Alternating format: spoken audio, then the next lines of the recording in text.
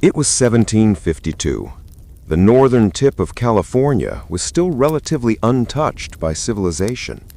The vast redwood forests that stretched along the coast were like the oldest sentinels in the world. Next to that forest was a small settlement, San Luciel. Just a few wooden houses, a few fishermen, and a quiet life. But amidst this peace, a centuries-old fear was hidden. Deep in the mountain forests north of the village, a strange blue light would occasionally be seen at night. People called it Luz Azul, or the floating blue star. No one had followed that light and returned, so the villagers avoided going to that part of the country for hundreds of years. At this time, a new young man arrived in the village. His name was Leon Ramirez. He was 21. He wanted to leave the sea and build a new life in a quiet place. Leon had a weakness. Mystery attracted him greatly. He was not afraid of the unknown, but rather felt drawn to it.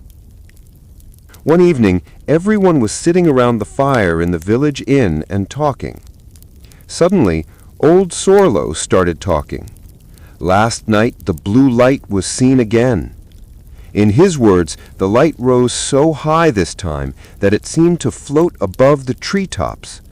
Those who were listening to the story fell silent in fear. But Leon's eyes lit up with curiosity. He said, "I'll get out of here tomorrow. I want to see that light."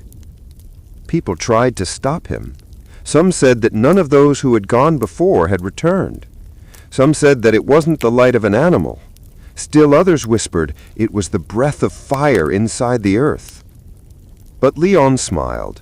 There was determination in his eyes, as if he was ready to take any risk.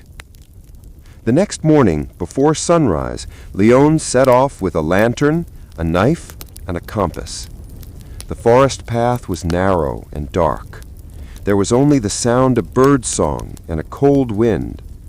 For the first hour, everything was normal. But then, suddenly the forest began to change. The ground was soft, the air felt strangely heavy, and there was a kind of uneasiness all around. After a while, he noticed tiny blue particles scattered on the ground. It was as if some stardust had touched the ground. As he moved forward, the particles began to become denser. After a while, the lantern in Leon's hand trembled. Then it went out, but there was no wind. As the lantern went out, the surroundings became illuminated. A soft blue light was coming out of the dark forest. He had never heard such silence in his life.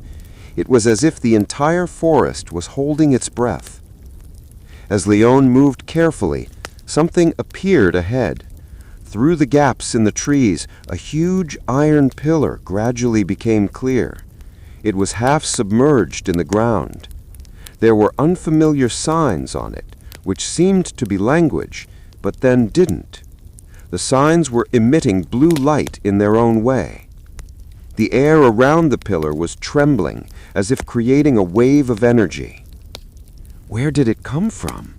Who made it?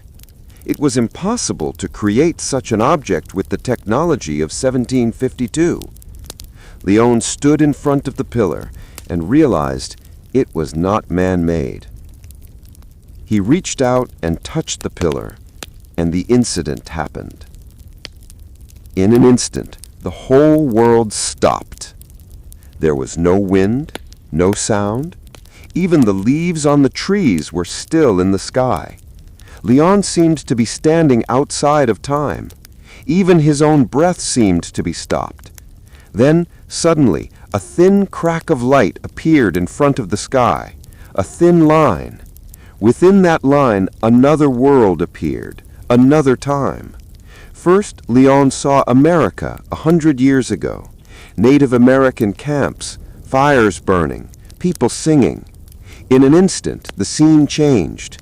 He saw the future, huge glass buildings, boats floating in the sky, technology he had never imagined. He understood this pillar was a time portal which held the past, present, future, all time together in one thread. And someone had left it here. Maybe not humans. Then suddenly time started flowing again. Leon was thrown back with a huge jolt. As soon as he opened his eyes, he saw the wind was glowing, birds were singing, but the pillar was gone. Nothing. Just a huge scar in the middle of the ground, as if there was something there. He ran back to the village in panic. Everyone saw him and understood he had seen something. The astonishment mixed with fear was clear in Leon's tired, shocked eyes. But no one asked questions, and Leon didn't say anything to anyone. Because even if he told the truth, who would believe him?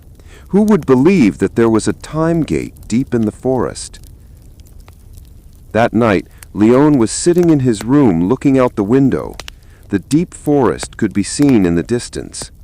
Suddenly, he saw a very faint blue light rose through the gap in the trees and disappeared again. Very faint, almost invisible. Leon breathed slowly. He knew this was not the end. That time gate would open again, someday. Maybe it will call someone else. Maybe they'll call me again. Many years later, one night in 1864, some lumberjacks claimed to have seen a blue light floating in the north of the forest, in the very place where Leon Ramirez had once stood. And so, the mystery of the blue light of the Redwood forest lived on, for centuries, for generations.